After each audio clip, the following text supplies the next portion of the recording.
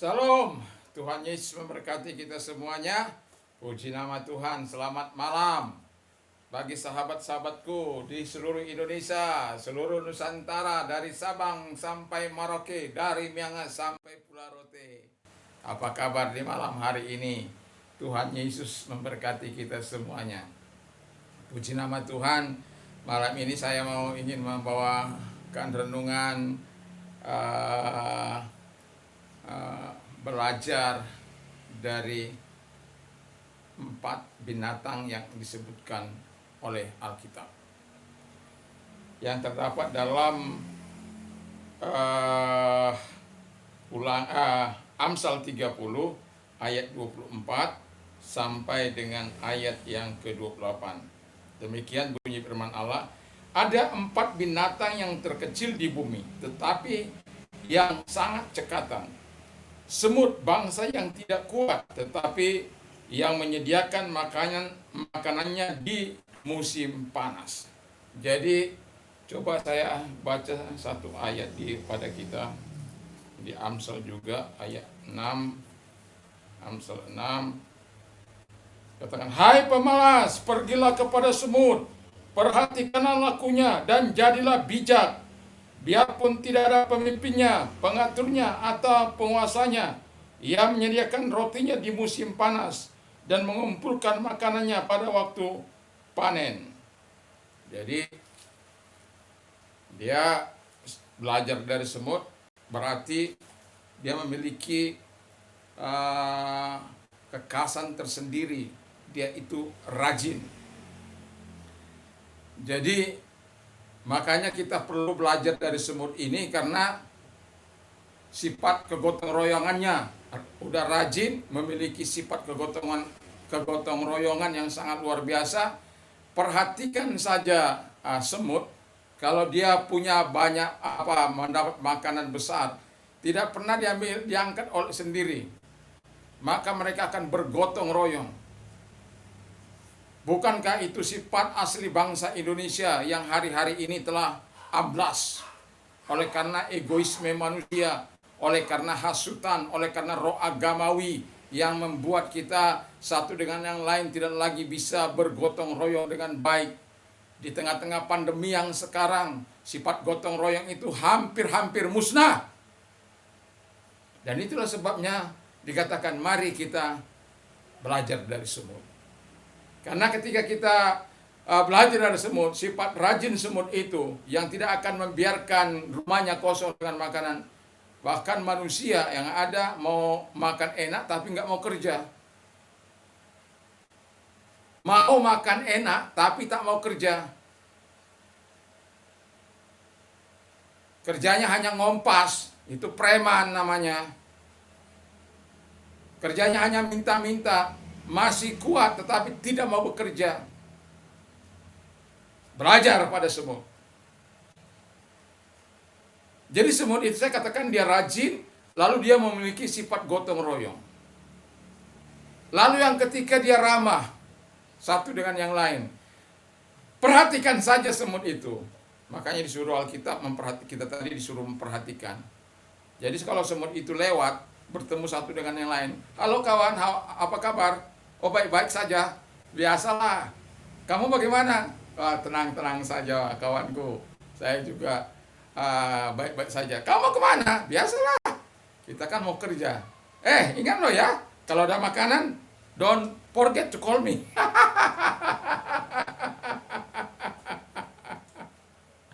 Don't forget to call me. You too. Ya, jadi mereka akan saling mengontak satu dengan yang lain. Mereka ramah. Kalau sekarang keramahan orang-orang Indonesia itu bisa dihitung dengan jari. Ramah hanya sesama satu agama atau satu flex. Ya, kalau kepada yang lain yang baru mungkin akan selalu curiga. Tegur sapa sudah mulai hilang. Kita bilang selamat, kadang-kala ditolak. Mulai hilang keramahan. Jadi semut ini juga pekerja keras. Bayangkan itu yang dikatakan oleh Alkitab ini di pasal 20 ayat 24 ini. Tetapi yang saya katakan, semut bangsa yang tidak kuat, tetapi yang menyediakan makanan di musim panas. Jadi dia tidak pernah bekerja lalai, ya. Dia akan senantiasa, dia punya moto begini, kalau tidak ada baru dimakan, kalau ada jangan dimakan. Ya, karena ada banyak orang kalau ada dimakan, kalau tidak ada habis. Sementara semut ini kalau ada jangan dimakan, kalau tidak ada baru dimakan. Yaitu dia suka mendeposit makanannya.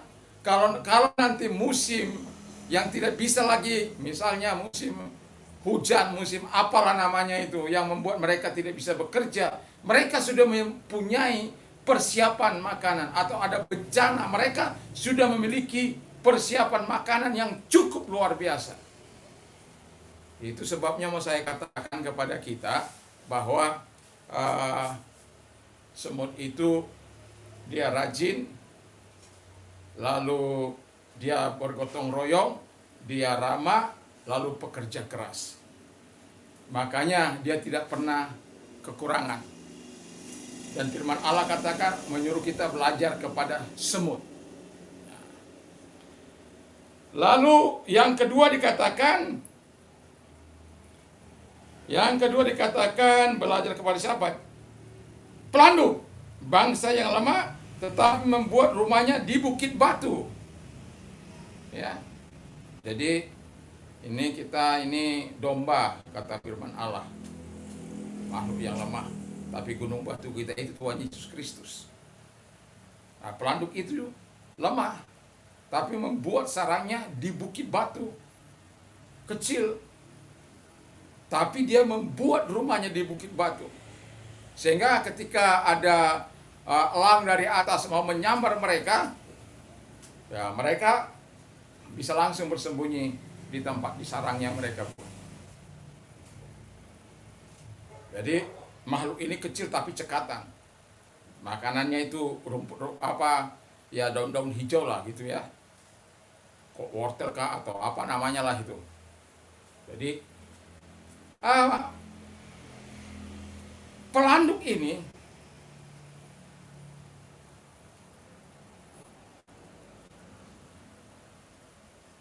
walaupun hidup di hutan belantara sana, katakan demikian, atau ya ada juga yang dipelihara sih. Ya. Jadi kalau dia hidup di hutan belantara sana, dia mencari makanan, dia selalu waspada. Jadi kalau pelanduk ini selalu waspada terhadap lawan-lawannya yang bisa memangsa dia, yang bisa memakan dia, yang bisa melenyapkan dia dari muka bumi ini. Itu sebabnya dia kalau dikejar atau ada binatang-binatang lain ingin melahap dia akan segera lari sekencang-kencangnya. Dia selalu waspada. Manusia itu ketika berada dalam perlindungan Allah yang Maha Tinggi, ketika kita berlindung di gunung batu kita, gunung batu keselamatan kita, gunung batu kita yaitu Tuhan Yesus Kristus, maka dia adalah pelindung kita. Sekalipun demikian, bukan karena dia pelindung kita tidak perlu waspada. Kita tetap perlu waspada, perlu awas, berjaga-jaga dalam setiap situasi dan kondisi. Dan Yesus pernah berkata ketika dia berdoa, ya, ketika dia berdoa di Taman Getsemani, tidak sanggupkah engkau berjaga-jaga dengan aku hanya 1 jam? Berjaga-jaga dan berdoalah. Roh memang penurut, tapi daging itu lemah. Daging kita ini selalu membawa kita, menyeret kita kepada keinginan-keinginan dunia ini. Roh kita ingin selalu bertemu dengan Bapa, memuji Dia, menyembah Dia, mengagungkan Dia, meninggikan Dia, memuliakan Dia. Tapi daging kita ini selalu meronta. Itu sebabnya ketika kita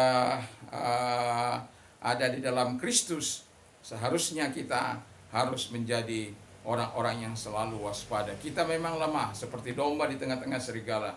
tetapi kita punya penjaga yang sangat luar biasa. Kita punya gunung batu, yaitu Tuhan Yesus Kristus. Lalu yang ketiga dikatakan kita belajar kepada belalang, ya. Itu kalau kita lihat di Alkitab ada tulah, ya, tulah ke-8. Itu bagaimana tulah yang ke-8 ini memenuhi seluruh Mesir. Tak ada lagi tempat yang kelihatan kalau tidak belalang. Dan Alkitab katakan bahwa seluruh yang hijau habis dimakan. Tak ada lagi yang tampak hijau. Karena ya Alkitab katakan sampai tidak ada lagi tempat melihat sinar. Gelap.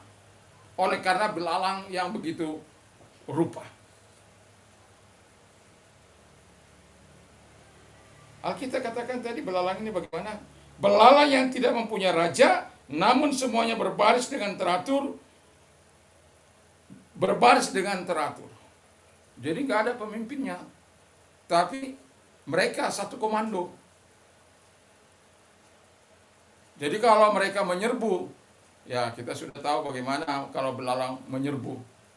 Ya, nah, ini bagian dari kalau di Alkitab yang dimana itulah. Coba saya bacakan kepada kita.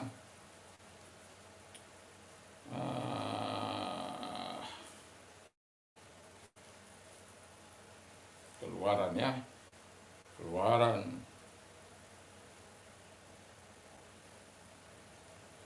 Ayat 13 yang mulai. Lalu dari Keluaran 10.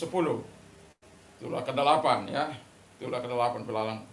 Lalu Musa mengulurkan tangannya ke atas tanah Mesir, dan Tuhan mendatangkan angin timur melintasi negeri itu sehari-harian dan semalam-malaman. Dan setelah hari pagi angin timur membawa belalang, datanglah belalang meliputi seluruh tanah Mesir dan hinggap di seluruh daerah Mesir sangat banyak. Sebelum itu tidak pernah ada belalang yang demikian banyaknya, dan sesudah itu tidak akan terjadi lagi yang sedemikian. Belalang menutupi seluruh permukaan bumi sehingga negeri itu menjadi gelap olehnya. Belalang memakan habis segala tumbuh-tumbuhan di tanah dan segala buah-buahan dan pohon-pohonan yang ditinggalkan oleh hujan es. Jadi sebelum itulah yang ketujuh itu.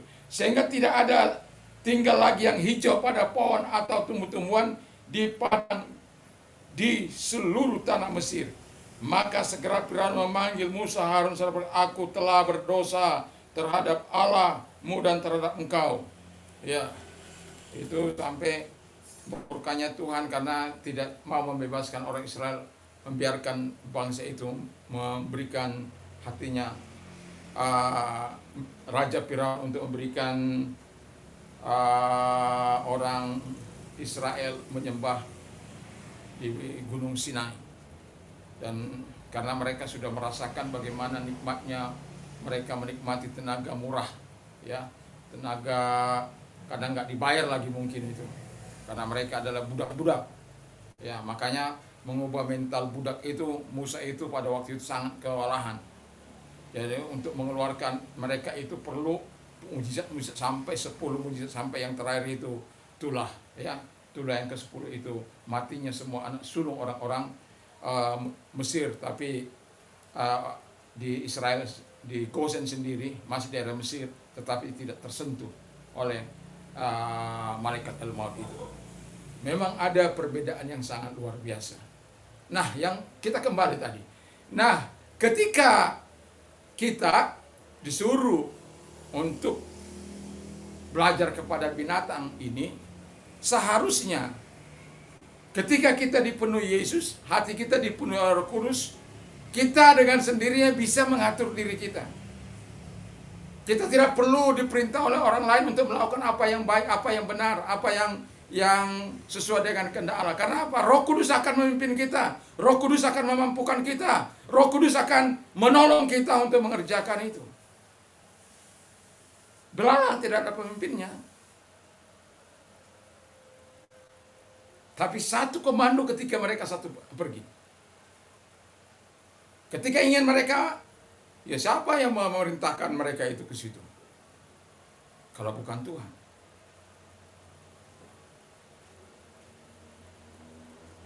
Nggak ada yang terjadi secara kebetulan. Nah kalau kita dipimpin oleh Tuhan, ya walaupun kita tidak, katakanlah yang terburuk, tidak mempunyai pemimpin, yang Roh Kudus itu menjadi pemimpin kita. Kalaupun sekalian kacau semuanya, orang dipimpin oleh Roh Kudus, ya dia akan melakukan apa yang berkenan di hadapan Tuhan. Dan yang keempat, ya dikatakan oleh Alkitab tadi bahwa kita harus belajar kepada cicak. Ya. Cicak itu di rumah saya itu ada dia. Di mana-mana itu cicak ada ya. Apalagi dekat lampu. Selalu ada cicak. Nah, dikatakan tadi dengan jelas bahwa saya tutup tadi.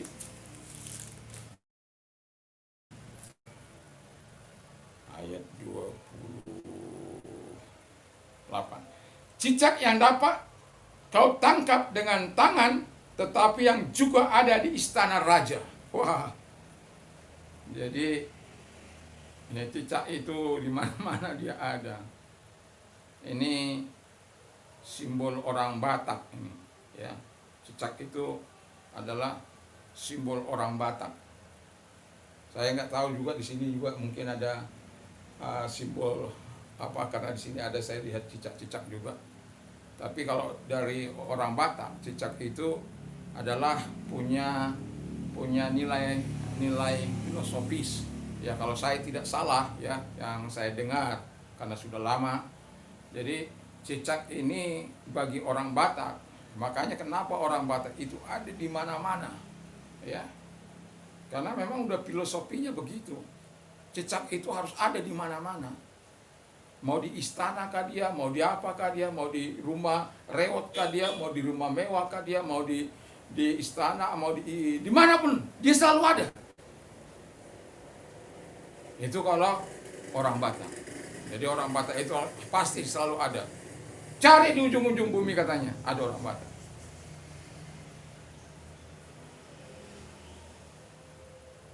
Ya, itu. Jadi filosofinya orang cicak itu gambaran dari di mana orang Batak itu selalu ada ya. Mau di mana saja.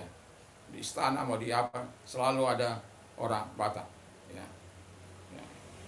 Jadi puji nama Tuhan, di daerah saya ini juga ada, tetapi saya tidak tahu, karena kalau kita ke tempat-tempat souvenir itu biasanya banyak cicak-cicak itu dijual ya, cicak-cicak itu. Tapi saya tidak tahu apakah filosofinya sama dengan orang Batak, yang dimana orang Batak itu ya hidupnya dalam perantauan, hidupnya ada di mana-mana, saya nggak tahu ya. Nah, jadi cicak ini ya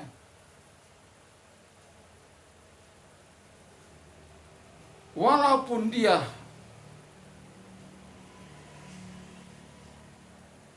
lemah, katakanlah dia lemah. Jadi ini binatang nggak berarti. Ya. Bagi sebagian orang binatang ini diburu. Ya. Tapi ini adalah cicak buatan makhluk, buatan ciptaan Tuhan. Jadi cicak ini menggambarkan kepada kita bahwa ketika kita bekerja keras, ketika kita bertekun dari yang paling bawah sekalipun, dari tempat di mana sekalipun, saya pernah kemarin bilang bukan dari mana memulainya, tetapi kemana Anda menuju. Itu penting. Kemana Anda menuju. Kalau Anda tidak tahu kemana Anda menuju, itu sangat sulit. Itu sangat tidak baik. Jadi Anda harus tahu kemana Anda menuju. Nah, sama ini cicak ini, mau di mana saja dia bisa. Mau ke istana dia bisa. Mau ke tempat rumah-rumah raja dia bisa. Mau ke rumahnya Orang kaya terhebat yang sekarang ini, siapa itu? Uh, Bill apa? Bill Gates. Nah, yang harganya rupanya triliunan itu. Ada. Jadi kerja keras, ketekunan akan menghantar seseorang sampai kepada puncak yang dia inginkan, bahkan melampaui segala kemampuannya. Itu sebabnya Alkitab mengatakan kepada kita, mari kita belajar kepada makhluk-makhluk kecil ini, supaya kita apa? Kita mulai merasakan kalau cicak aja bisa sampai di sana gitu loh. Orang-orang muda yang sekarang ini ya punya semangat, rajin, ya, tapi kerajinanmu, ya, keramahanmu harus tetap ada, gotong royongmu harus tetap ada, kerja kerasmu harus tetap ada, dan tapi jangan mengandalkan diri sendiri. Ya, jadikan Tuhan menjadi gunung batu, jadikan Dia menjadi pemimpinmu yang membawa engkau ke arah yang sukses itu. Dan ketika Tuhan yang membawa engkau ke arahnya, maka Dia bisa membawa engkau ke istana-istana yang atau tempat posisi-posisi yang strategis, ke tempat-tempat yang terbaik, supaya apa? Nama Tuhan dimuliakan. Jadi saya tidak akan panjang lebarkan, tetapi mari kita belajar kepada 4 makhluk ini supaya menghantar kita pada posisi yang jauh lebih baik. Knowledge is power. Jadi orang Inggris bilang itu pengetahuan itu adalah kekuatan, adalah kuasa. Tapi kalau dia tanpa Tuhan, itu akan membawa kehancuran saja. Makanya sekalipun makhluk-makhluk lemah itu, dia telah diberikan Tuhan hikmat yang begitu luar biasa. Apalagi kita sebagai umat ciptaannya, apalagi kita sebagai umat pilihannya, Dia akan memberikan yang terbaik selama kita mau belajar kepada Tuhan Raja yang agung itu, Master di atas segala master, yaitu Tuhan Yesus Kristus. Mari kita tunduk kepala dan kita berdoa. Terima kasih Bapa di surga, kami bersyukur, kami berterima kasih kepadamu buat firman-Mu, buat kebenaran-Mu yang sudah kami terima. Dan terpujilah Engkau. Dan Bapa di surga, kami berdoa tetap bagi pemerintah kami, presiden kami, Haji Insinyur Widodo, dan Muhammad Wakil Presiden kami, Pak Amin. Juga Tuhan, para menteri, para pejabat-pejabat negara ini, dan juga para gubernur, bupati, wali kota, camat, lurah, RT, semuanya diberkati oleh Tuhan. Dan juga sahabat-sahabat kami dimanapun berada, Arus Nasional, gereja-gereja Tuhan dimanapun ada, para pemimpinnya juga Tuhan berkati, para rekan-rekan sepelayan kami juga berkati, gereja Pantekosta juga berkati, bertumbuh berkembang di seluruh Nusantara, bahkan dunia. Terima kasih Bapa di surga, terima kasih, kami percaya kepadamu Tuhan. Tuhan adalah Allah yang hebat, Allah yang luar biasa. Sekalipun kami lemah, bersama dengan Tuhan kami lakukan perkara-perkara yang besar. Terima kasih Bapa di surga.